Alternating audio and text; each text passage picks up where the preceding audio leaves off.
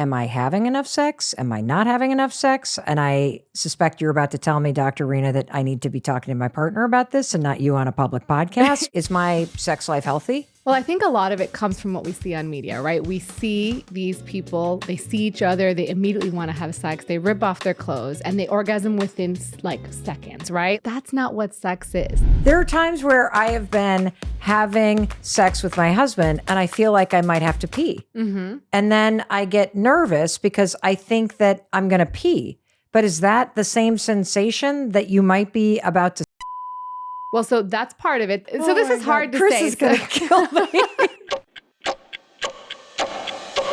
All righty. It's your friend Mel, and I'm so glad you are here with me today. I am thrilled to welcome Dr. Rena Malik to the Mel Robbins podcast.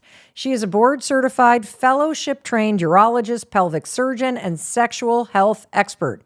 She specializes in female pelvic medicine and reconstructive surgery and sexual medicine. She runs an extraordinarily busy medical practice that offers patient-focused care in sexual health, bladder health, and hormone management, including an expertise in menopause and low testosterone. Dr. Rena is a powerhouse, and she is known for her no-shame, science-backed YouTube videos on sexual health that have over 300 million views. Dr. Rena has also published over 80 peer-reviewed research articles, and she was recently distinguished with the title of the 2020 American Urological Association Young Urologist of the Year Award. And if I keep talking to you about her credentials, I am going to chicken out on all the embarrassing questions about sex that are on my note cards in front of me.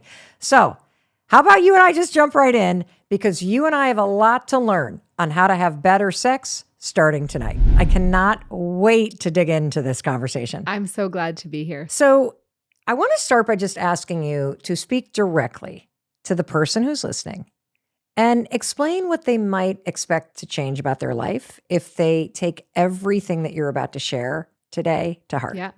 So when you listen to this episode, you are going to figure out the answers to all those embarrassing questions you've never felt comfortable asking anyone. You're going to feel more comfortable in your body.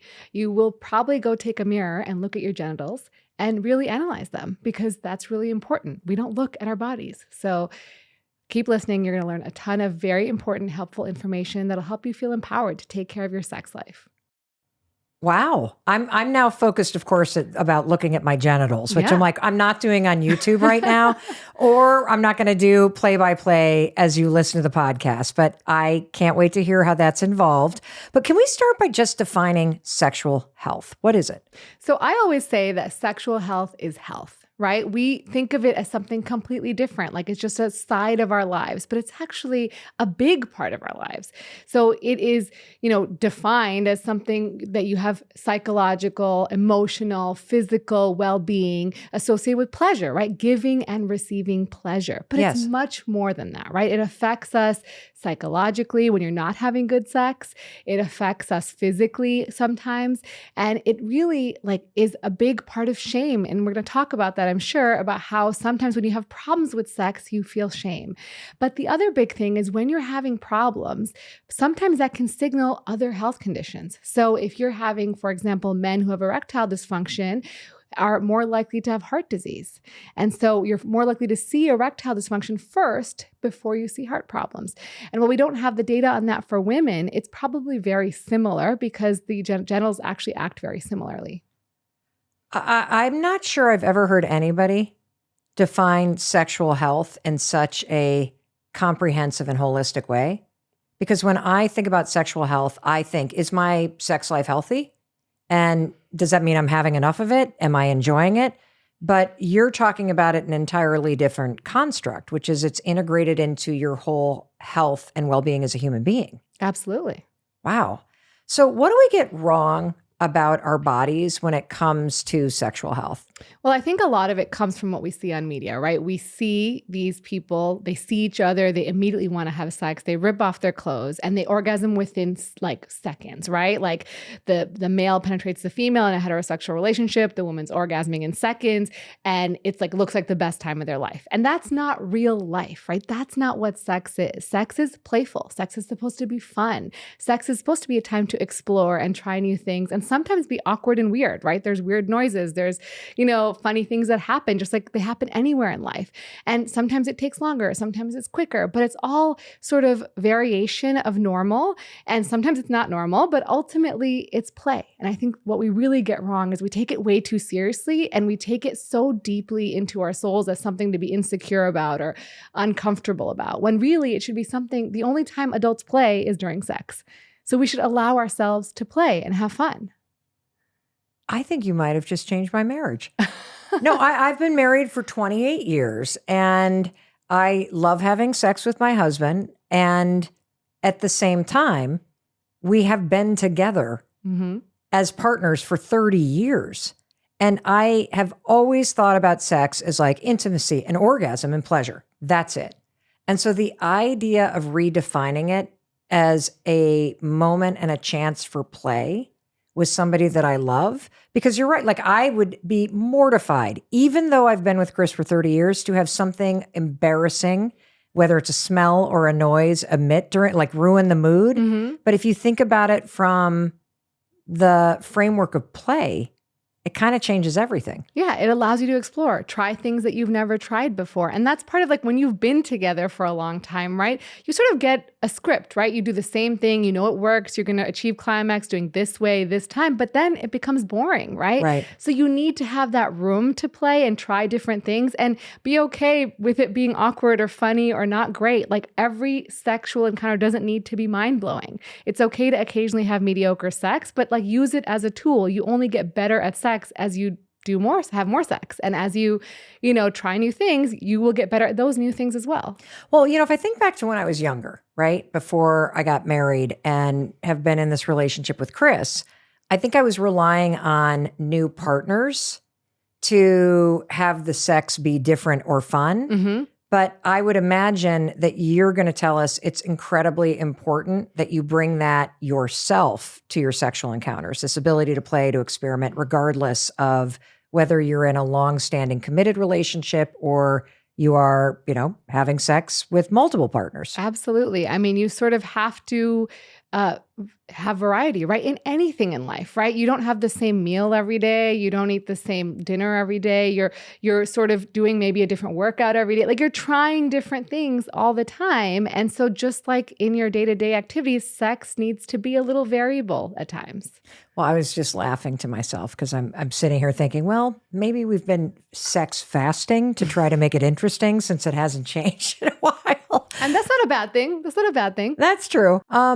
One thing that I think a lot of us wonder is how much sex is normal and how much lack of sex. Like I'm not asking the question right, but what's the average amount of sex that people are actually having? Yeah. So first off, what's normal? What's normal is so individual, right? So as long as you are both satisfied with the amount of sex you're having, like say you're having mind-blowing sex once a month and you're so happy with that, that's fine, right? But let me tell you some averages. So averages, on average, the average American has sex 52 times a year. So about once a week.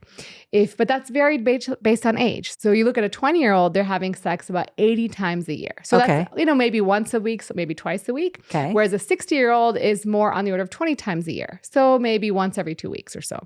And so it's variable. But, what is a sexless marriage? So there's no true definition, but like the researchers will define it as less than 10 times a year. But again, like I said, if you're having sex 10 times a year and you're super satisfied, both of you, then it's not sexless. It's passionate, it's enjoyable, it's great, So I think ultimately it's very individualized, but really realizing that like there's no benchmark you have to meet. Well, I think that there's, at least speaking for myself, there's always this sense that it's not enough. Not only because I would love to have more, and so would my husband, but also this sense that other people are having a lot of sex and that there's something wrong with us or our relationship because we're too tired, or, we mean to, but then we don't, or life gets in the way.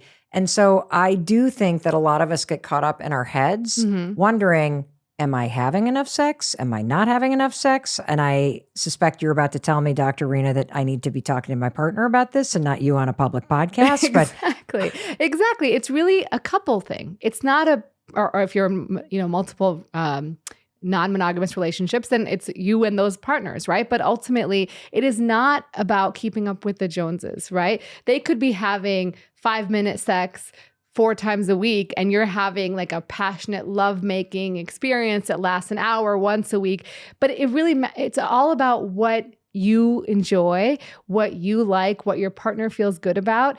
And that's what matters. It is not about what your neighbors are doing or your other partners or how often. Like I was watching this TV show where this actress, they had like a swing in their bedroom and they were like, oh, we use it every day. And I was like, oh, I even felt like, oh man, like they're having a lot of sex. Like that's a lot, that's amazing. And is that something to aspire to?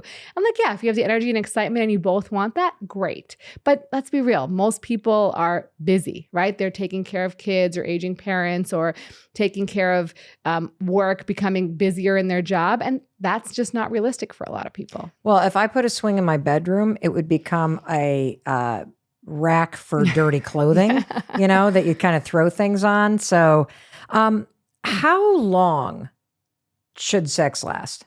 Yeah, so this is a great question. On average, people think that sex lasts. Men think that it should last about 16 minutes. They think it lasts about 8. This is, again, like the whole experience. Women want it to last about 25 minutes, but they've actually done studies where they've had couples have sex around the world, okay, and they've had them use stopwatches. So like the female partner will turn on the stopwatch when they penetrate and turn off the stopwatch when they stop penetrating. And the average time is about 5.7 minutes. So 5.3 to 5.7 minutes. So it's really not that long, not as long as we think. And so that's average. And that range is really wide. So it's like from 0.1 minute to 53 minutes. So, again, it's a huge variability, but ultimately, again, it comes down to, are you satisfied? Are you having an orgasm? Is he having an orgasm? Are you both feeling happy at the end of it? Because that timer doesn't include foreplay. That timer doesn't include the other things that you're doing. This is only talking about penetrative sex. Now, is that all sex is? No. Right? Sex is manual, is oral, maybe anal. It could be non-genital. Like you could still call sex, like you're naked and you're stimulating other parts of the body. So really, like, what is sex defined as? And are you both deriving pleasure from it? And I like to say, like, it's also about the journey, not just the destination. Like, yeah, orgasms are great and everybody wants an orgasm, but like, is the rest of it fun? Are you enjoying the intimacy part of it, the tactile part of it, the stimulation, that sort of stuff? Like that matters. Well, and to your point, the playfulness of it. Mm-hmm. How does a woman's vagina expand during sex? Yeah. So during sex, there's a lot of changes, not just the vagina expanding. So on average, the width is about 3 to 3.5 centimeters and the length is about 8 to 9 centimeters. And that will actually double in length and width during double, can up to double during arousal. And to allow for, getting ready for penetration, whether it's through a phallus, a finger, a toy, whatever, it's going to enlarge. The other thing that happens is the labia majora will shrink because they're usually closed off to make it keep the introitus closed a bit. So they will kind of shrink a little bit, as well as the clitoral hood, the hood on top of the clitoris. And the labia minora will get engorged. So they will get bigger and they will turn red or pinkish in color. So our body is just like amazing. It really protects us so that when we're about to have sex, we're not going to hurt ourselves, right? You start making lubrication, you start getting wider, you start getting longer. Your cervix moves up and out of the way because sometimes it can be painful if you're penetrating and the cervix is still there. For some people, that's painful. So your body does all these things to make sure sex will be pleasurable. Wow. How long does it take your body to do that? So everyone's a bit different. We know that it's, estimated maybe it can take up to 25 minutes for some women. So foreplay needs to be a part of sex for some people. Now, some people are faster, some people are longer, but ultimately, like most women can tell you when they're ready, right? They can have that to say, you know what, I'm ready, I feel ready, or I'm not ready. And I think the issue is sometimes people don't speak up about those things, right? They're just like, oh, like, okay, maybe it's uncomfortable, maybe it's it'll be fine in a minute, right? But like really there's a whole process. And then the other thing about lubrication, a lot of people get wrong is they think that if you're well lubricated, you're aroused, and if you're not, you're not. But that's not exactly true. Certainly there's many people where well lubrication correlates with arousal. However, there's some people who lubricate not because of arousal, just because of other things. Like what? What would you lubricate for? Say you feel a threat is coming on, and your body prepares itself so it doesn't get hurt. And so it might lubricate for that reason, or it may see something that it seems somewhat erotic, or it may feel something somewhat erotic. And so your body just says, oh, that's sort of, you should get ready. But you may not mentally feel aroused, right? But then there's people who are turned on and they don't make as much lubrication. Now that can be due to genetics. That can be due to hormones. So like going through menopause, things like that, lubrication decreases. And so it doesn't mean they're not aroused. That means you need to use a lubricant, or you need to consider other treatments to increase lubrication for the woman who may be struggling with that. Well, it's interesting to hear you explain the actual medical mechanics of what's going on in her body, because I'd always just thought about foreplay kind of as a warm up, getting yourself in the mood. But when you all of a sudden said your cervix moves out of the way to get ready so that your vagina can double in length and width, I'm like, holy cow, there's a whole lot going on that takes a little bit of time, which is why it makes it even more important in some cases to really open yourself up to the play and to give your body the chance to even relax into it so you can enjoy it. Absolutely. And is that length of time different for men typically? So men, it's sort of very binary. They get an erection or they don't, right? And so that is not always the only sign that they're going to have with arousal. You'll also see both men and women will have nipples sort of become more erect. There's other signs as well, but very often they're seeing the manifestation of that increased blood flow through penile erection. Now, in women, the homologue is their clitoris gets erect. The homologue? What is that? A homologue is essentially when you have two structures that are, made from the same embryologic tissues, and then they develop, into their variety of structures. So in men and women, you start off with a genital bud, and this in men becomes the penis, and in women becomes the clitoris. So they are exactly identical. If you cut open an anatomical, an anatomical visual of the penis and the clitoris, they're identical. Really? They're identical. They have two bodies of erectile tissue, two spongy bodies that fill and engorge with blood. They look exactly the same. That's wild. Yeah. So that's why I mentioned earlier, looking at your own body with a mirror. So one, it's also so that you can, if something is abnormal, you can see it, right? Because sometimes people will have skin conditions and they won't know. They've never looked down there, right? So that's one reason. But two is to identify where is the clitoris, like pull back the clitoral hood. Does it come back easily? A lot of women don't realize that they can actually get smegma, or like, how if you have sons, you'll know this, little boys get smegma under their foreskin. It's sort of like dead skin cells and oil. And it can actually... I'm laughing because they used to call the guy that I dated in high school smegma behind his back. I don't know why. It's a terrible thing. But okay. So women can get that too? Yeah. So sometimes that develops. And because women don't know, they don't look, they don't ever pull back the hood of the clitoris, which is basically like foreskin. It's the exact homologue, again, that same word of male foreskin. If you don't pull it back, you won't actually know that there's something developing under there that could then lead to discomfort, pain, maybe having less of a strong orgasm or having no orgasm at all.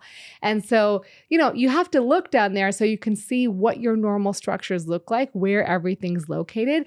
And then you can actually identify, what is normal and not normal. If things change, you can look down there and you can say, hey, I saw this before and it's different now. If we were to take a mirror and take a look at ourselves, what are we looking for?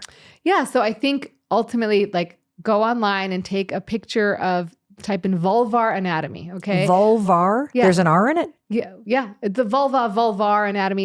Okay. Okay. But anyway, so from the outside in, the first thing you're going to see is your labia majora. So those are sort of like the large lips of the vagina. Then you're going to go and you're going to see your labia minora. And so just look at the size, look at what they look like. Of course, make sure there's nothing abnormal, like you don't see a mole or something weird there that you've never seen before. But just like so you know what they look like, right? Look at the clitoris, follow it up, look at the clitoris, pull back the clitoral hood gently and see if you can pull it back. Take a look at the clitoris and then look at the urethra, which is underneath and on top of the vagina. Make sure it looks normal to you. I mean, again, you don't know. Everyone looks a little bit different, but like get a baseline of what you look like. And then look at the vaginal canal. It should be pink, supple, healthy looking, right?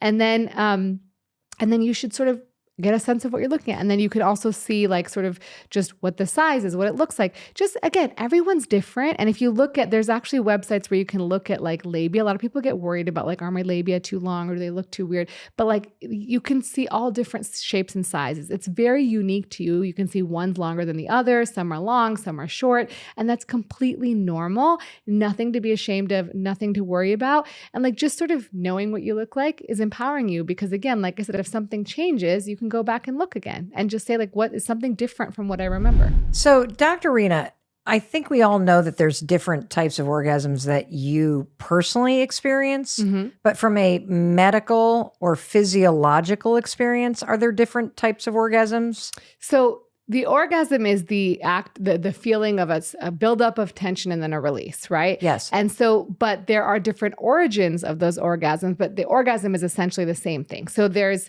the clitoral orgasm, which is the most reliable way to achieve orgasm. So 85% of women need some clitoral stimulation to have an orgasm. And some of them will do it with penile penetration, but sometimes not. But 85% need their clitoris to be stimulated. So that's one.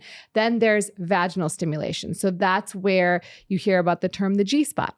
And so that's in the anterior vaginal wall. So the top of the vagina, about 2 or 3 centimeters in, is where we have a structure called the Skene's gland.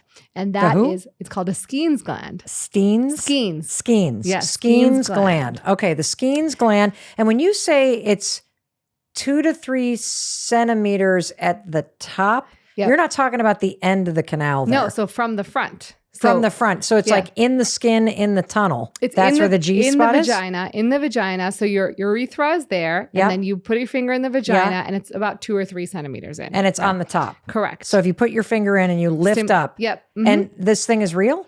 So it's a zone. It's not a spot. It's not a button, right? Okay. People think like it's this like magical button. Tap. Stop doing that. It's a zone where there's a whole bunch of nerves that converge. So there's obviously you have the clitoral bodies right above it. So there's erectile tissue there. There's nerves around there that converge. And there's also the Skene's glands, which is the homologue of the male prostate. So we call it the female prostate. Okay. And they also have nerves that are pleasurable when stimulated. So it's not this button, right, that you're going to press and women are automatically going to have an orgasm. But everybody, did you hear that? Stop looking for the button and start massaging, for God's sakes, the area. Okay. Yeah, but even then, some people will not orgasm from a G-spot or G-zone stimulation because not everyone finds that pleasurable, right? If I massage every man's prostate, he's not going to orgasm from it. It's not necessarily, I'm not massaging their penis, I'm massaging their prostate. It's the same thing. You're not massaging the clitoris, you're massaging the vaginal wall, right? And so some people find that pleasurable. Some people are able to orgasm with that. And there's a different nerve that sends a signal back up to the brain. So the perception of the orgasm may be a little different. The last one that people often talk about is cervical orgasms. So some people find cervical stimulation very pleasurable. Now that's all the way at the end. All the way at the top. But isn't that also where you can experience some discomfort? Because if somebody's penetrating you and it's hitting the end and the cervix didn't lift sufficiently? It's variable.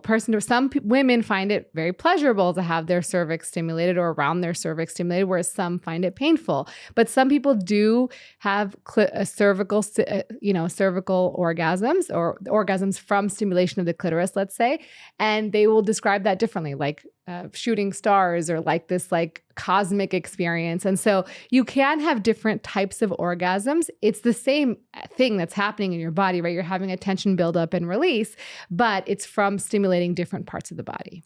That's so interesting. Yeah. And thank you for explaining where the G-spot is, because I've always wondered where the magic button was. There's no magic button. Wow. There's no magic button. I don't know if I read this somewhere or if I heard this somewhere, but is it true that 10% of women are physically not able to have an orgasm? So we know, 10 to 12%. 10 to 12%? Have That's not fair. I know it's not fair, but we don't know if it's because they're not physically able or they're not getting enough stimulation to achieve orgasm. So this is because, so if you think about, I said the average time for sex, that really usually is time from male ejaculation, right? That's the time to ejaculate. But for women, the time to orgasm is different. So they've actually looked at this too. What is the average time to orgasm? So through sexual encounters, it's about 12 to 14 minutes. So many women, if you just have penis and vagina sex, are not going to orgasm. And they're not going to have an orgasm because they never got enough stimulation for a long enough time to achieve an orgasm. So I got to ask a question. So when you talked about measuring the male orgasm, and I think the average was like 5.6 minutes or something like that.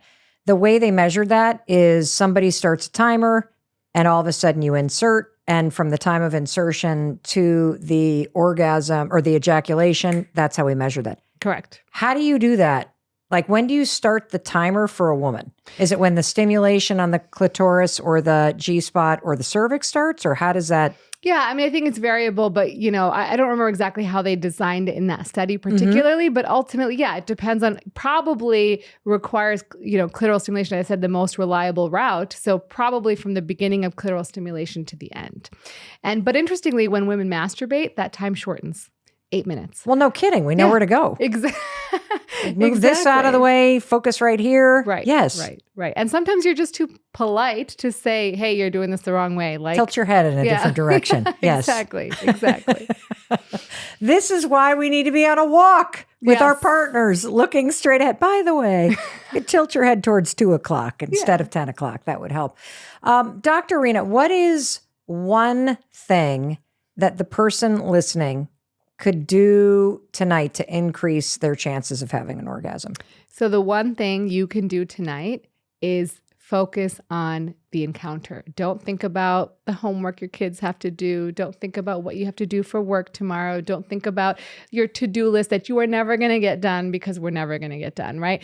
Focus on being present and communicate, like actually talk to your partner, guide them along the way. And nonverbal communication works well too. So like sometimes we feel uncomfortable telling them, move your head to the 2:00, but you can gently move their head, right? There are things you can do, very gentle, very nudging, that can make you have an orgasm quicker, more efficiently, and in a more pleasurable way. So in preparing to talk to you, one of the things that I stumbled upon is that there's like 500,000 papers written on the penis, but only 2,000 studies done on the clitoris. Like, why? I wish I could tell you there was a really easy reason, but I will venture a guess that most studies were designed by men for men, right? And so a lot of investigation has gone into male genitalia and male studies, and the penis is a little bit easier to study, right? It's sort of like right there. Whereas the clitoris is not as easy to study because you can't, there are now ways to measure clitoral engorgement, and where there's definitely more investigation going on now, but it's been sort of largely ignored. In fact, we didn't even know how many nerve endings a clitoris had until like 2 years ago. How the hell did you figure it out? So they actually looked at, biopsy studies to look at the number of nerve endings. And so they did this study and they found, so we used to think they had 8,000 nerve endings, but now we know that it's more than 10,000. And so like, this is recent data, like in the last few years. And that's amazing, right? We didn't even know how many nerve endings the clitoris had. So there's so much work to be done, but it's really a societal view of women's pleasure, right? We've always been thought of as it's never been a priority. Who talks about female pleasure? Not many people, right? They talk about male pleasure. They talk about erections. They talk about their, ability to maintain erections, but they don't talk about women having issues with sex. They're often said, have a glass of wine, just relax. They're not told like, hey, your pleasure matters and you having an orgasm matters and you feeling good matters. Like it's amazing to me. And we're the only person in the world, women are the only ones who have a clitoris, which is the only organ in the body that's made only for pleasure. There is no other organ, like the penis has a urethra, you urinate from the penis. Women have a clitoris, and the only point of the clitoris is to have pleasure. Ooh, that's cool. Yeah. That's the only reason we have it? Yeah. That's pretty cool. That's all the function that it offers. That's a lot of function. Yeah. That we should be like really taking seriously. Absolutely. That's pretty awesome. Can we talk about squirting? Yes. Is that like peeing when you're ejaculating? What exactly is that? Yeah. So you brought up a few things. So squirting and ejaculating are two separate things. So let's talk about those different. So squirting is defined as like this large volume of fluid that is gushing out of the urethra at the time of climax or during arousal, whereas ejaculation is a smaller, sort of whitish, thicker amount of fluid that is coming from the urethra. Oftentimes people may not notice it when they orgasm or climax. And so where are these fluids coming from? So the female ejaculate, we think, comes from those Skene's glands, right? Those Skene's glands actually produce something called PSA, which men produce in their prostate. And so they've actually tested the fluids and said, okay, yes, there's PSA in this fluid. There's also PSA in squirting. So some of the fluid from squirting is coming from those Skene's glands, but they're really small. They're like 2 to 4 grams in size. So where is it coming out of? Those little Skene's glands, that But so gland, from inside the vagina. Inside the vagina, there's these tiny, like sort of duct-like structures that hold a little bit of fluid, and that when you have a lot of engorgement of the clitoris, it will squeeze some of that fluid out into the urethra and emit as ejaculate. Okay, I'm embarrassed to ask you this. Like really embarrassed. But is that where you pee? The urethra is where you pee. No, see, okay, because you talked about the gland that I know is the location of the G-spot area. And so when you started talking about that gland and the prostate, I'm like, okay, wait a minute. That thing's up inside the vagina, which means it's coming out the main event here. Correct. But then you said urethra, and I'm like, I think that's where you pee. Right. So I'm sorry. I should have clarified. No, I don't know. So I am so worried. Like, so now here's what I'm thinking. And this is way too much information, I'm sure, for everybody listening, but I don't care. I'm just going to say it anyway. There are times where I have been having sex with my husband and I feel like I might have to pee. Mm-hmm. And then I get nervous because I think that I'm going to pee. But is that the same sensation that you might be about to squirt? Like, I'm like, I think if you, so this is hard to Chris say. Chris is going to kill me. No, look, you're not the only one thinking this question, right? I'm sure there's many women out there who are like, am I going to pee? Am I going to squirt? Like, what's going to happen? Like, is this a turn on? Is this disgusting? Like, what's about to happen here? Right. How do you know if it's pee versus some sort of ejaculation sex liquid? You know what I'm saying? So this is interesting because there's always been this question, like, is it pee? Is it not pee? Right.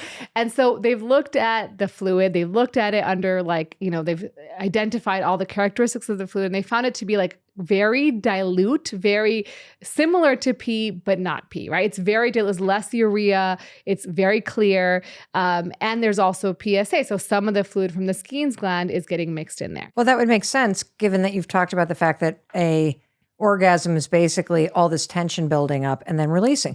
Well, I'm asking this question because I think there's this mythology about the woman who squirts and that there is some magical sexual, like liquid desire thing that is coming out of a woman. No, seriously. Like you hear this folklore, and maybe as you're listening, you're somebody that does this and it's a wonderful thing. I have personally never experienced this.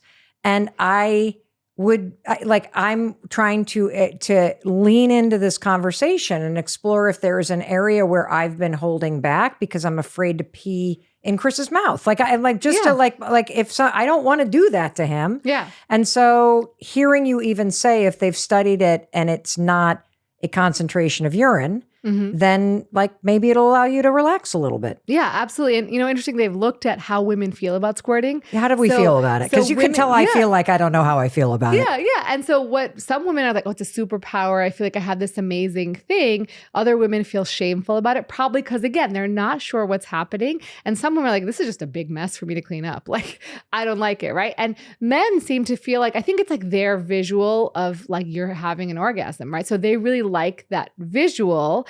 But there's actually another way to tell, right? So when you're having an orgasm, your pelvic floor muscles will contract in a rhythmic contraction. And so you can actually feel that, right? So men can feel that if they're inserted in a female and she has an orgasm, her pelvic floor muscles are going to contract like every 0.8 seconds or so, right? And so you're actually you can feel that, right? So that's one way to tell. But yeah, women squirt, some women don't. Does it matter?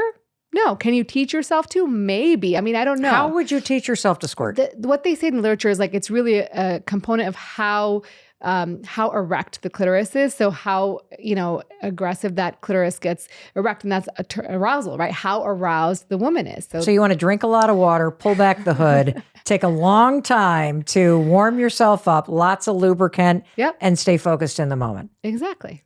Okay, I might have a heart attack if it actually happened to me. I don't like. I'm literally, and then of course I'd be like, "Was that okay? I'm really sorry. Does it taste bad?" Oh my God. Okay, you know who's going to kill me for this episode? Your husband. My daughters. Oh. Chris doesn't care. Chris will literally be like, if you come home with new techniques and a desire to make our sex life better, you can talk about whatever the fuck you want. But I'm sure our daughters will be like, Mom, blah, blah, blah, blah, why did you do that? Dr. Rena, can you talk about why your sexual health is so important, especially during hormone changes like menopause? Yeah. So, I'm a menopause certified practitioner. So you can sort of become a menopause certified practitioner by going through the Menopause Society. And, during menopause, our body goes through these immense changes, right? Our estrogen drops precipitously. So what happens when your estrogen drops precipitously is the tissues in your vagina and your vulva, they all change. They all become, the lubrication that you produce decreases. That can make sex more uncomfortable. That can make you more uncomfortable just sitting day to day, right? Your labia tend to shrink. Like imagine any part of male genitalia shrunk, like it would be insane. Like there'd be tons of papers about it, right? But there's no real like, okay, women's labia shrink. Does that matter? Well, there's a couple things. Because the labia is just the curtains on the outside, right? But they're there as a protection, right? They're to protect you from friction. They're there to protect you from bacteria. And so what happens a lot of the times, say you're not sexually active, say you're not interested in being sexually active, it puts you at higher risk of getting recurrent UTIs. So you mentioned earlier. Yes. The outside being smaller? Well, so that's part of it. The other part of it is the urethra shrinks a little, the tissues around the urethra shrink, so the opening becomes closer. Oh. And most importantly is the vaginal tissue's pH changes. So when you lose estrogen, you lose these good bacteria called lactobacilli in the vagina, and that keeps your pH acidic. And so when you go through menopause, your pH goes up and you're at higher risk for infections. And what a lot of people don't know is that treating yourself with vaginal estrogen actually prevents UTIs and can actually cure you of recurrent urinary tract infections. Really? Mm-hmm. What predicts a great sex life, particularly as you get older? Yeah, so I think realizing that things are changing, so having a great sex life as you get older is one, like allowing yourself to acknowledge these changes and then identifying them, right? And saying like, okay, my lubrication's not great. Maybe I would benefit from hormone therapy, or maybe using just a lubricant, right? And adding that in. And everyone should be using lubricant. It's great. It makes things more fun, more slippery, right? And there's different kinds of lubricants available. Some are long acting, some are short acting. If you're using a water-based lubricant, I'll just tell you, make sure you reapply. It'll evaporate. It's water-based, right? So you can use different types, you can experiment, but really identifying like, okay, my body's changing. It doesn't mean that I can't have sex anymore. It doesn't mean that I can't enjoy sex anymore. It's a matter of identifying what the issues are and then investigating, seeing a doctor to get evaluated to see how can we help you. Has a doctor asked you about your orgasms? Have they asked you about your pleasure? Because that's what matters, right? And so like talk about those things with your doctor. And if they're not talking to you about it, find someone who will. Is pain normal during sex? Pain should never be normal. So I think people always make this assumption, right? Like, oh, it's okay, have a glass of wine, or you can have sex and the first time will be painful. It shouldn't be, right? It's probably painful because you're rushing, or maybe you have actually an abnormality. Something is going on. Maybe your pelvic floor is abnormal. Maybe maybe you have endometriosis. Maybe there's a medical condition there that needs to be uncovered, but sex should not be painful. And, yes, sometimes there are like very large phalluses, which can be uncomfortable. And there are actually products you can buy that you can put on the phallus so less of it gets inserted. Sometimes you will see people have pain with that, or in terms of the end of it hitting your cervix or something. Correct. Okay. So there are some, obviously there's some cases where like you can't deal with anatomy. Maybe that's just not the right, that size is too big. That's okay. You can still address that. But otherwise, there should be ways for you to find pleasurable positions or comfort during sex. It should not be painful. And you shouldn't be rushing, right? A lot of people rush through sex and they're not allowing themselves to get lubricated. They're not allowing those changes to happen. And then if you do all those things and you're still having pain, see a doctor. Like, there are lots of things that can cause pain and we can help you with that. What is the truth about how you can have good sex? So to truly have good sex, you need to be completely vulnerable. You need to first feel safe, of course, but then you need to be completely vulnerable to allow yourself to, completely experience the pleasure you're feeling, right? Because otherwise, if you're not completely vulnerable, if you're not completely there and present, you're not going to be able to experience the sensations you're having. You're going to be thinking about other things. So it's being vulnerable and being present, and that's going to allow you to have the best sex of your life, right? And that sometimes takes a lot of effort for people and a lot of energy and actual work towards getting there, but it's worth the work, right? Because you want sex to be a good experience. You want it to be fun. You want it to be transformative at times. And so actually taking the time to sort of work through the kinks of sex, which is, I think a lot of times we're like, oh, how do I even talk about this? How do I bring this up? Things are not perfect, but I don't want to hurt anyone's feelings. We're a very polite society, right? And it's like, no, this is something that takes work. Just like hard conversations in your relationship have to happen, conversations about sex occasionally need to happen. So now I can feel the person listening going, I don't want to have that conversation. How do I even start having that conversation? Absolutely. So how do you start, Dr. Rena, having the conversation about the kind of sex that you want? Or do we even know what kind of sex that we want? Well, some people do and some people don't, right? I think it starts with self-exploration. And so I think people, have very different preconceived notions about that. Like men, it's very common to have self-exploration, and women, it's sort of variable. Like some women will be in their 20s before they've tried any self-exploration. Some women have never tried it at all. So I think ultimately actually, first of all, figuring out what you like. And that can be with partners too. Like, if you have a partner who's experimenting or you've had multiple partners and you've sort of figured out what you like, but it does take a little bit of identification first.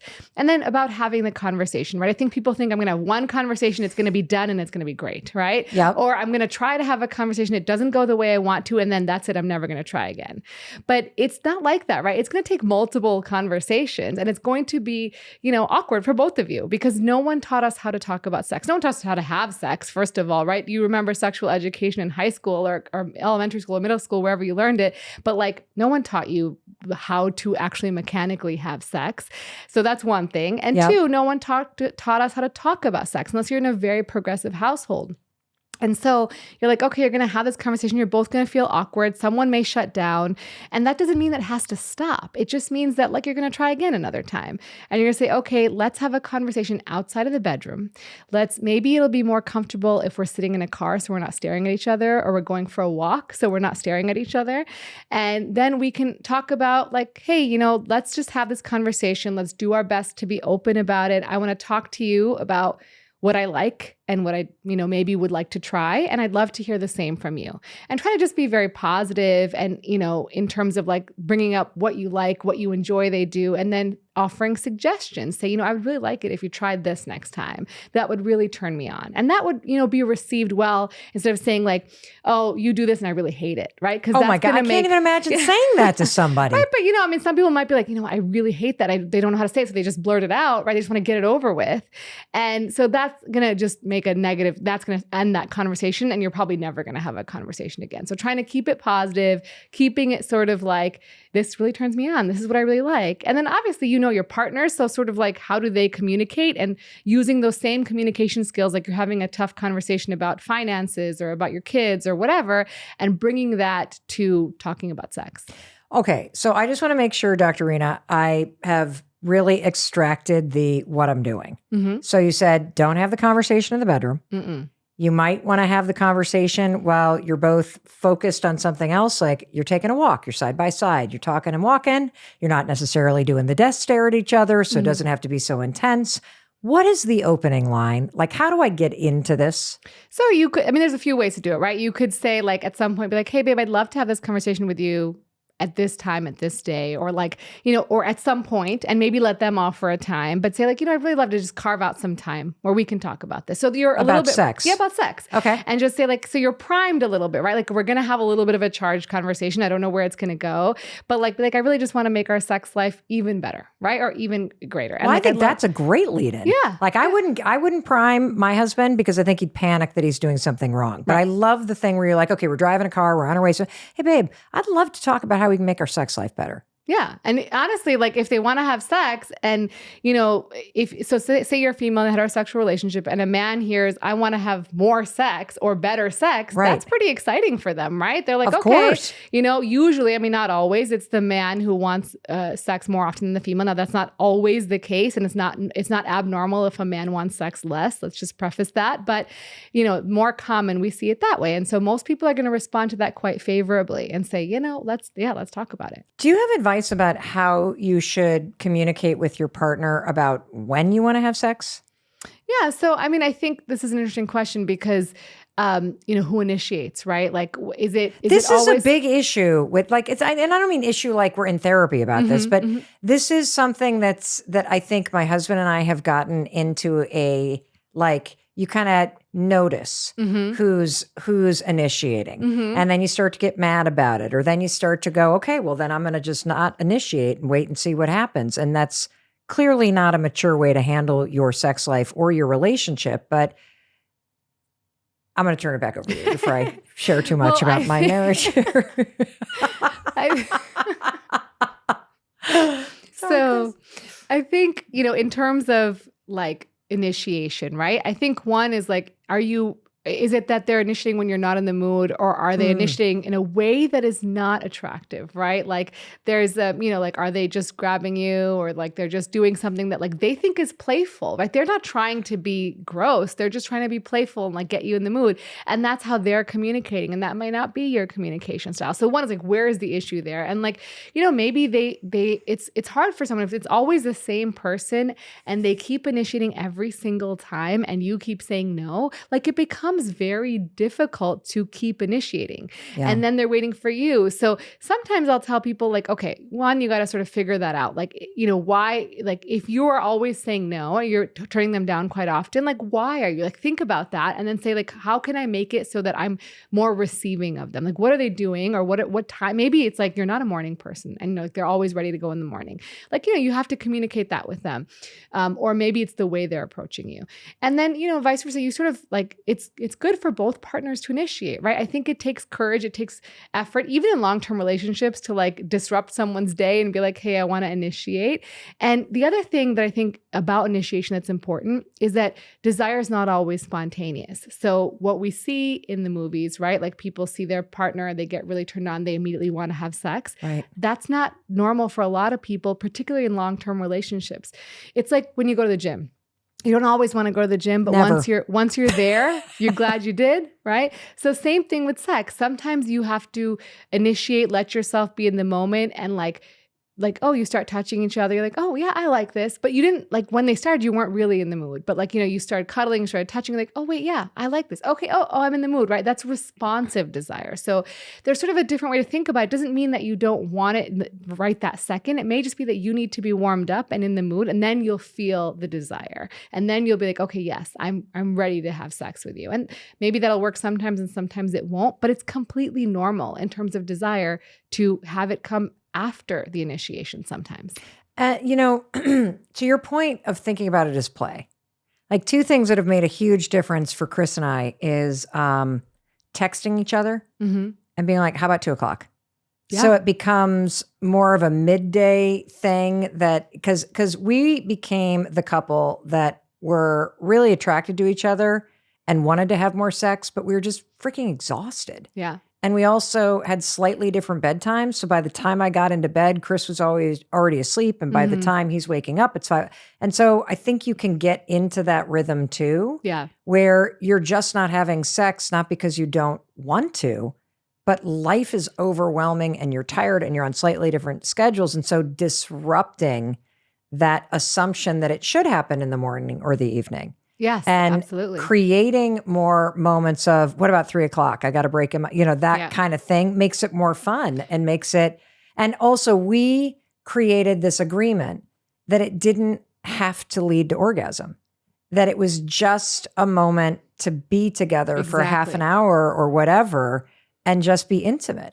And that's exactly what we tell people to do. It's really important to prioritize your sex life if you want it to be a priority, right? So like actually making time, like think about when you were younger and used to go on a date, right? You would say, oh, we're going to see each other Friday. I'm going to get all ready. I'm going to shave my legs. I'm going to do my makeup. I'm going to make sure like, oh, we might have sex. It's sort of exciting. So you have something to look forward to. And it can actually be really, really fun to allow that to be a thing. And the other thing about timing is, our hormones fluctuate throughout the day. So in the morning, between 7 and 10 a.m. is when testosterone is highest for both men and women, but more so men. Oh. And so that will be, testosterone is the hormone of desire. So very often people will actually feel more desire in the morning. And so that's not unreasonable to utilize your hormones and use them to your advantage. Like, okay, we're going to schedule time in the morning because we're both going to be sort of like able to receive because we have more hormones on our side. Yeah, just don't put it in the family calendar as mom and dad are banging right now. Do not disturb, right? You got to have like a code name for it. Walking the dog. Something that is like. Or like on date night, have sex first. Don't go out to dinner first. Ooh, I like that. Yeah. So have date night, have dinner, whatever you normally do, but have sex first, right? Don't eat a ton of food, get bloated, drink a bunch of drinks, then you're like not even able to like really. Right. And then a lot of us then are driving home and start arguing about something stupid. And then we just like storm into the bedroom. That's a genius idea. Absolutely. Yeah, that's the appetizer. Yeah. Each other. I love that. What are some of the most common sexual insecurities, Dr. Rena? So we've touched on a couple of them. So for women, it's vaginal odor is pretty common. And then body image insecurities. So like breasts or butts. And we find that this actually is very common in younger women. And as they age, those insecurities get less and less for a lot of people because you're more comfortable in your own body. You're more comfortable talking about sex or knowing what pleasure is for you and what you need to achieve pleasure or orgasm. But those are very common. And then other ones are like, particularly when you're younger, is like being inexperienced or being like making noises or things like that can be sort of pretty common insecurities. But like I said, sex is play. There's going to be noises. Like you're going to have a queef or you're going to like, there's going to be some weird noises and that's okay. It's like, it's normal. It's your body's going to make noises when you're doing these activities, right? And then for men, most commonly it's penile size. So they're worried that like, 1, am I normal? And 2, is it going to shrink with age? And then they're also worried about ejaculating too soon. So those are sort of the most common insecurities. Does the penis shrink with age? Yeah, so not exactly. It can shrink commonly. It really depends. So one is you gain weight. A lot of men gain weight. And then as they gain weight, they're seeing less of their penis because there's weight on the mons, which is that area right above the penis. That gets fatter. So they're seeing less penis. So that's one. So it's like an optical illusion. That's one, yeah. So the penis didn't actually get shorter. They got bigger. Yeah, you got bigger. Oh my God.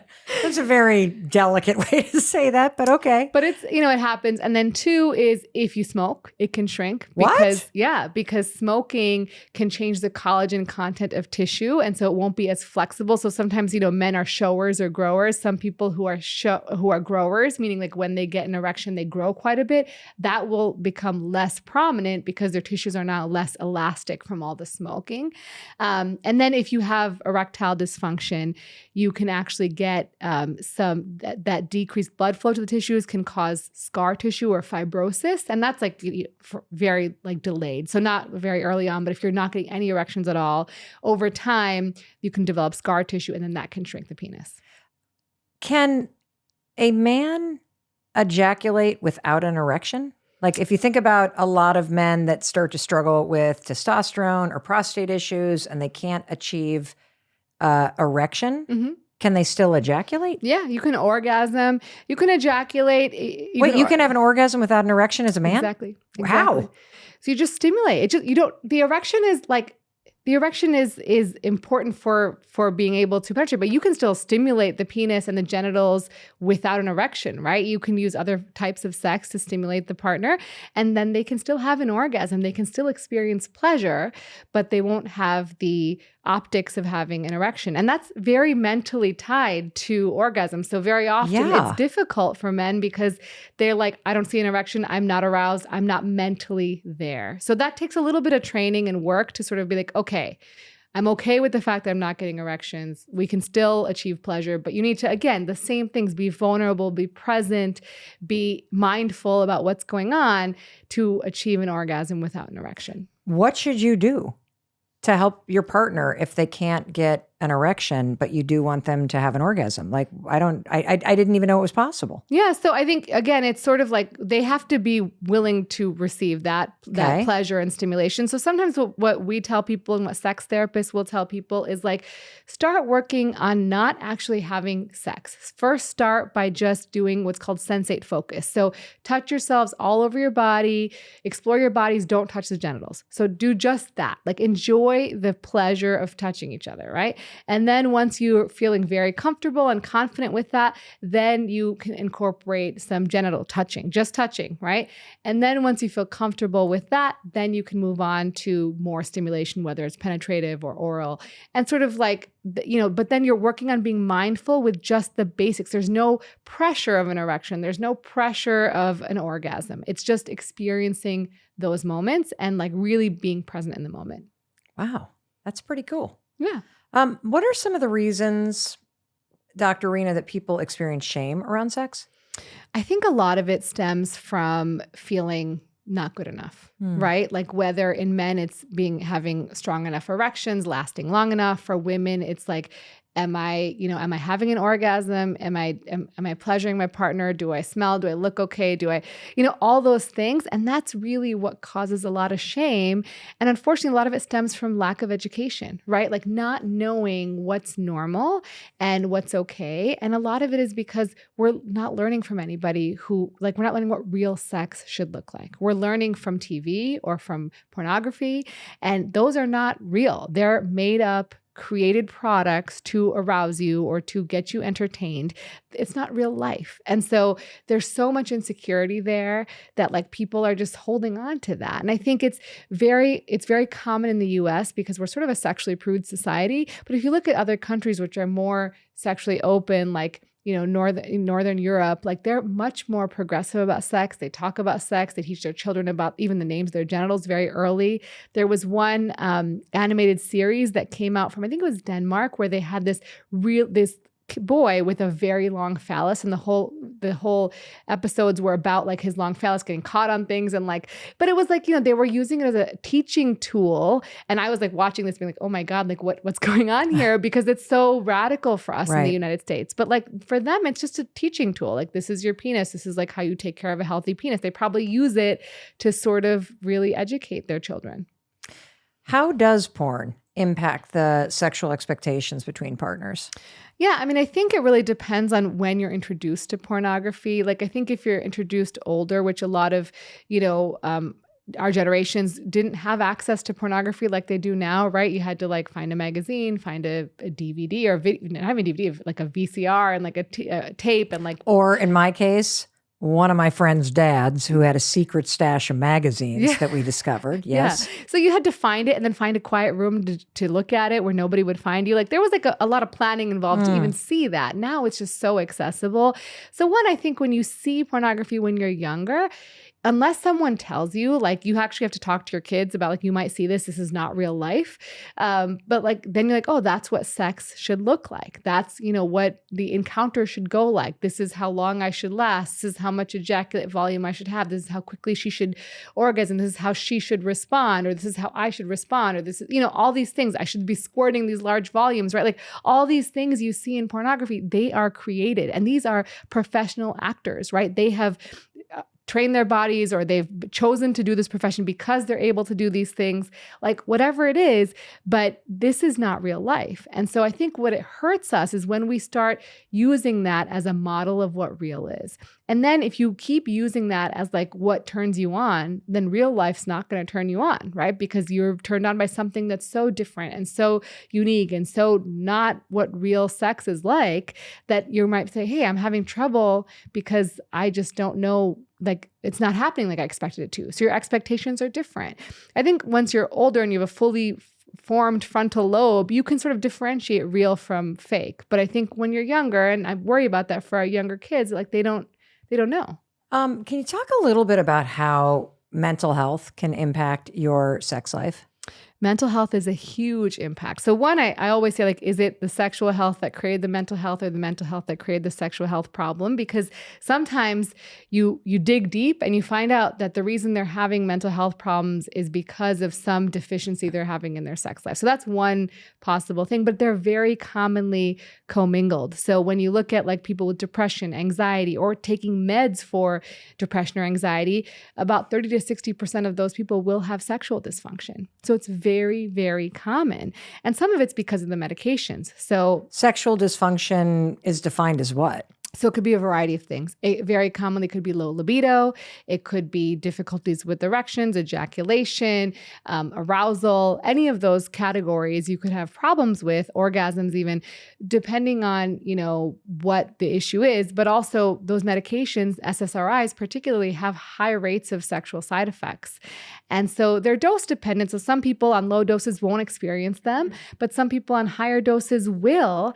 And it can be really difficult because they need those medications to feel good, but then they can't have, they're maybe having trouble with desire, which is probably the most common thing we'll see.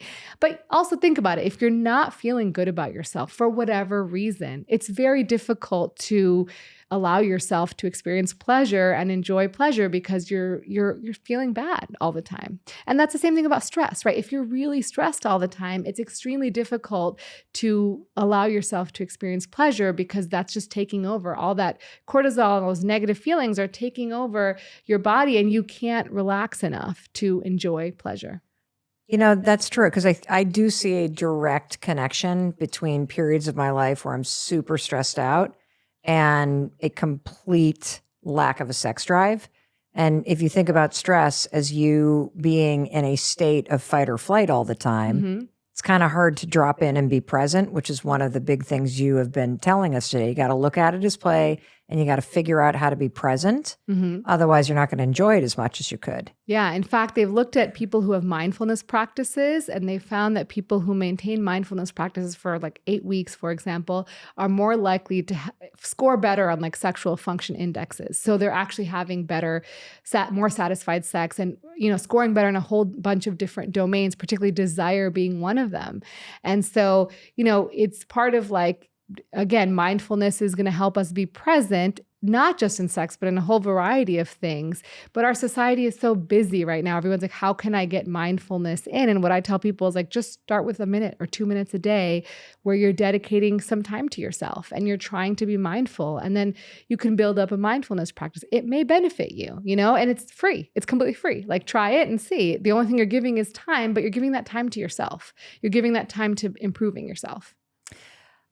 Dr. Rena, can you talk a little bit about how somebody who has experienced trauma can reclaim their sexual health?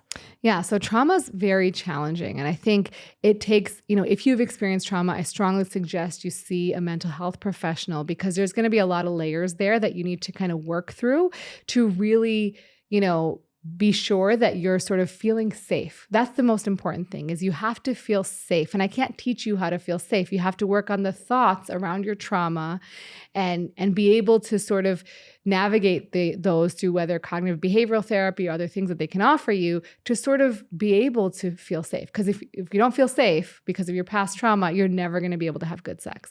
I mean, that makes sense because you're always going to be kind of in a trauma response in your body. Right. Protecting yourself and not be able to connect with your partner. Yeah. Let's talk. I've got some questions here for our male listeners and for our listeners who love them.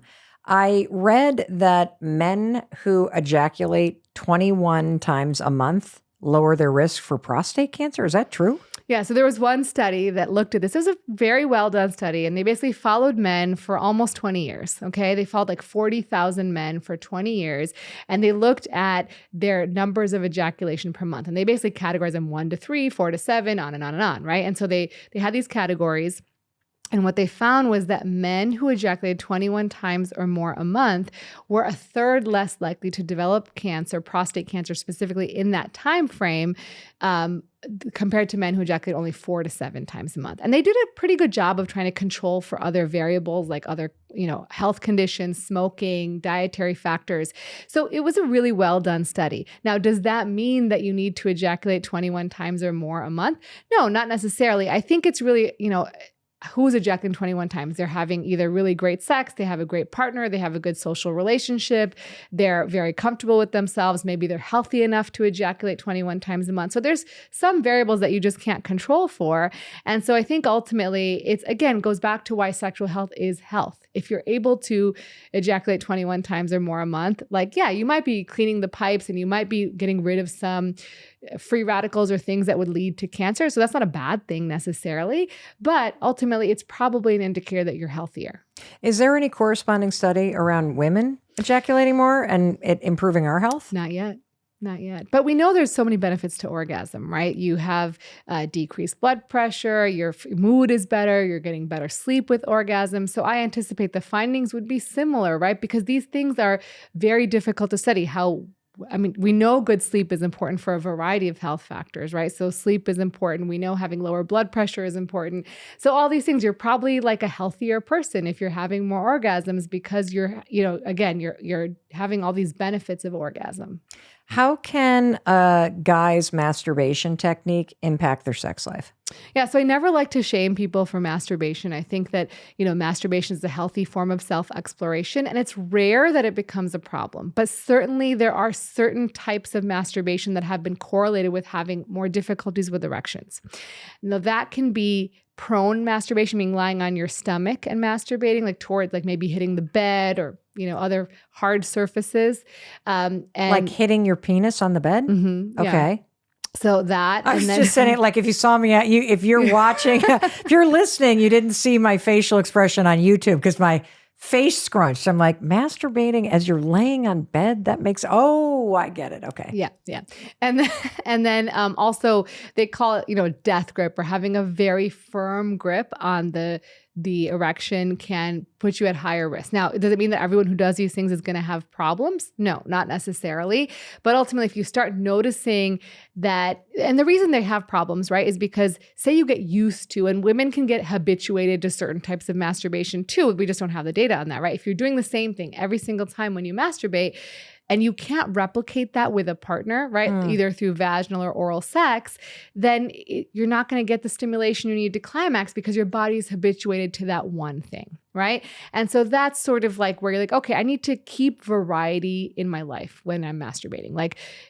They found that using lubricant for men actually helps. So, or is correlated with less issues. So using lubricant or making sure it's just not a very firm grip. And so that's what I usually tell people if they're having trouble and they're masturbating a certain way and they think that might be the culprit, is just stop for a little while. Stop masturbating for a little while. And then when you resume, start masturbating with, different sort of lighter techniques and different positions potentially, and see if you can sort of train yourself to enjoy different types of stimulation. Is it normal, Dr. Rena, for somebody who was once vibrant, no issues, to suddenly have problems getting an erection? It's actually very common. It's very common. So 52% of men over 50 will have issues with erectile function. And that just keeps increasing. So 60% of 60-year-olds, 70% of 70-year-olds, 80% of 80-year-olds. And, it's more common in people because of vascular issues. So we know there's lots of people with high blood pressure, diabetes, high cholesterol, and these can all affect blood flow to the penis. So what I tell people is the blood flow to the penis, the arteries to the penis are about 1 to 2 millimeters, whereas the arteries to the heart are about 3 to 4 millimeters. So before you see problems in your heart, like chest pain, you're going to see problems with your erections. And so if you have troubles with erections, please see your primary care doctor to get evaluated because you want to make sure you don't have an underlying health issue. So I will usually screen my patients with hemoglobin A1C, to check their blood sugars. I will screen their cholesterol. And I can't tell you the number of times I found high cholesterol or, maybe pre-diabetes in a man who has erectile dysfunction. So erectile dysfunction is like a symptom that there may be developing heart issues. It could be a sign, yeah. Wow. Yeah. Yeah. And what are the treatments available? So there's lots of treatments available. There's other types of causes of ED too. I want to make sure we don't. Let's talk about them. Yeah, there's psychogenic ED. So that can be like some of the things we've talked about where performance anxiety becomes an issue, right? You're stressed about, say you have one episode where you have an erection that is lackluster, or maybe you don't get one, right? Maybe you drank too much. Maybe something happened that day. You were stressed. You couldn't get an erection. And then you're stressed about it, right? And then you think about it. You ruminate about it. The next time you have sex, am I going to have an erection? In your head, right? You're thinking that. And then you you don't get one because you're so stressed, right? You're impossible to relax and enjoy. And then you're again not having an erection. And then it just cycles into this horrible, vicious cycle. And I tell people, everyone who has issues with sexual function has some psychogenic component, right? Because you're like always thinking, like, I'm like, even for women, am I going to climax? Is it going to happen? Am I going to have an orgasm? Is it going to be okay? Am I going to squirt? Am I going to squirt? Right? Like all these things, sort of, they stress you out. And so everyone has a little bit of that for sure, but there's some people where that's the only cause, right? So that's one thing. There's hormonal causes, so lack of testosterone. It's actually a very small percentage of ED. So men think, oh, it's always testosterone. It's only about 3% of people who only have hormonal causes. So they may have hormonal plus other things, but a very small percent have just hormonal causes. And then there's nerve problems. So like if you have diabetes, that can affect the nerves as well as the blood flow. So long-standing diabetes, or if you've had surgery like prostatectomy or other maybe pelvic surgeries for cancer, things like that, that can affect those nerves. So those are neurologic issues. And then medications we've sort of touched on a little bit. Those antidepressants can cause ED. There's other medications. Some blood pressure medications can cause ED very commonly. So the most common ones, but there are others, of course. So those are the different causes. Now, in terms of treatments, we have of course, if it's psychogenic, we got to work on that. So usually I would recommend seeing a psychologist or sex therapist. And then also sometimes we can use some of these treatments to help boost your confidence. But everything else Can I pause on that for a minute? Yeah. Because I just want to see if I can make the reason why the rumination is problematic a little bit more tied to the physiology. Yeah. Because what we have learned over and over from psychologists and medical doctors that come onto the podcast is that when you're in a state of stress, even if it's stress that your own thoughts are creating, am I going to perform? Am I going to get an erection? This is that you put yourself and your body into an alarm state, and then your body just naturally prioritizes blood flow to major organs, the penis not being one of them. Exactly. And so your own thoughts are restricting or redirecting blood flow to major organs because you're now in a state of alarm, which is part of what you need to get an erection. Absolutely. Is that blood flow. Yeah. Is that a good explanation That's for a why great it's explanation. really important to understand that the mental piece is really important from a physiological standpoint? Absolutely. Then the high cortisol is going to dampen your hormonal production. So it's going to cause a lot of cascade of events, but ultimately, like, it's not going to help you in any way, shape, or form. So then in terms of like the medical causes, so certainly get your testosterone checked, because if your testosterone is low, then you can replace that, or you can do natural things to boost testosterone, which we can talk about. How do you know if a man in your life is struggling with low testosterone? So the symptoms can be variable. So people always think about erectile dysfunction as one. That is one, but there are others. It can be low libido. That's a very hallmark symptom. Brain fog. Feeling depressed or down, having difficulty getting muscle mass. So say you've been doing this, this routine at the gym and you're like, man, my muscles are just not growing like they used to. That is another sign as well. So these are sort of all signs. And fatigue also, like really significant fatigue, can be related to low testosterone. And what are 3 ways to naturally boost testosterone? Yeah. So number 1 is sleep. So people really underestimate sleep, but there's actually very good quality studies that say sleeping more than 7 hours and good quality sleep, meaning you're not waking up, you're not having too much caffeine prior to bed or alcohol that may disrupt your sleep quality. Even if you don't really notice it, it does. And then not looking at screens before bed, really like utilizing your circadian rhythm. Those things actually really do significantly improve testosterone. And if you have sleep apnea, treating that will improve your testosterone. So that's 1. 2 is exercise, specifically resistance exercises of the large muscle groups. So like deadlifts, squats, those sorts of like lower body extremities, working on exercise for that.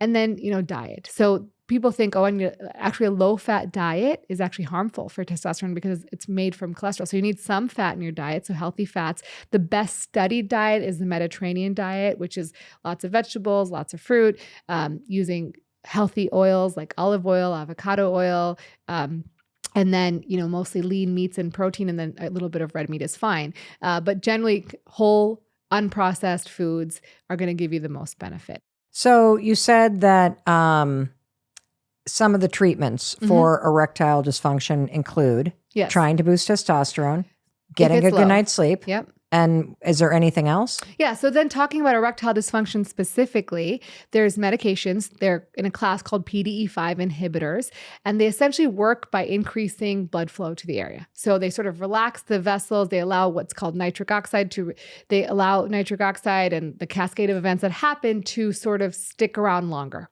And so ultimately they're increasing blood flow to the organ, and they work pretty well for a lot of people. About 60 to 70% of people have positive results with these medications. Now, there's different formulations. There's sildenafil, which is brand name Viagra, which is an on-demand, an hour before sex, lasts for up to 4 hours or so. Oh my God, no. I mean, your erection's not going to last up to 4 hours, but you can take it and then have sex 3 hours later and it should still be around, right? People always caution about having an erection that lasts longer than 4 hours. That's very, very, very rare with medications. So if you look at the studies, it was one or two, it was very few number of patients who actually had that problem. So if you're using it as prescribed, it's almost a non-issue. It's extremely rare. Okay. Other one is tadalafil or Cialis. That's also available as an on-demand option. That lasts about 36 hours. So say someone is going to have a weekend away, they can just take one and they should be able to have multiple erections. You can also take that daily. So as a low dose every single day, if you don't like the idea of having to remember to take a pill, when you want to have sex and allow for a little bit of spontaneity, that's another option. So does somebody ever prescribe something like this to take the anxiety away? Yeah, so I'll often prescribe a daily tadalafil because it will make it easier for someone to get an erection. And so while they're working through all the mental stuff, it gives them that little boost of confidence that they can get an erection. And then once they've worked through all that, they can stop taking the medication and see how they do, and they may be fine. And so I think it allows for that little bit of extra confidence. Well, Dr. Rena, I have learned so much from you today. I'm so excited to finish the conversation and go text Chris. But I would love to have you speak directly to the person listening. And if there was one thing that you want them to take away from this conversation and just put into action today, what would it be? So one thing I want you to put into action today is to look at yourself in the mirror and say, I am deserving of pleasure. I am entitled to have pleasure by myself, with my partner, and then I want to figure out what that is and be able to communicate it. And take those baby steps, and first with yourself and then with your partner, and allow yourself to be worthy of, what you want, because you deserve it. Oh, I love that. Dr. Rena, any parting words? No, just if you ever have an issue, don't be afraid to see a doctor, because we're here to help. And I think that that's really important to understand. I know a lot of people have bad experiences when they do see a doctor about sexual health. And I'm sorry if you've had that experience, but find someone else, because there's plenty of people who are experts in sexual health, and we want to help you, and you deserve to be helped. Oh, Dr. Rena, I wish that you were here on the East Coast. I know. I would be rolling right into your office all the time. Thank you for being here, for empowering us, I feel very excited about this reframe around play and taking control of the next chapter of my sexual pleasure and my sexual health. So thank you. You're very welcome. And I want to also thank you for being here with us today and for listening to and watching something that will help you create a better life. There is no doubt that taking your sexual health and your sexual pleasure seriously and following everything that you just learned from Dr. Rena and using it to experience more joy, to advocate for yourself. And she said it, you deserve it. And in case no one else tells you, I wanted to tell you that I love you, I believe in you. And for you sitting here watching with me on YouTube, I just want to say, please share this with somebody. Don't just sit and watch, please do something. And take a minute and subscribe to this channel because it's really a way that you can support me in bringing you new videos every single day. And I'm sure you're looking for something really inspiring to watch to really move you. So I want you to check out this video next.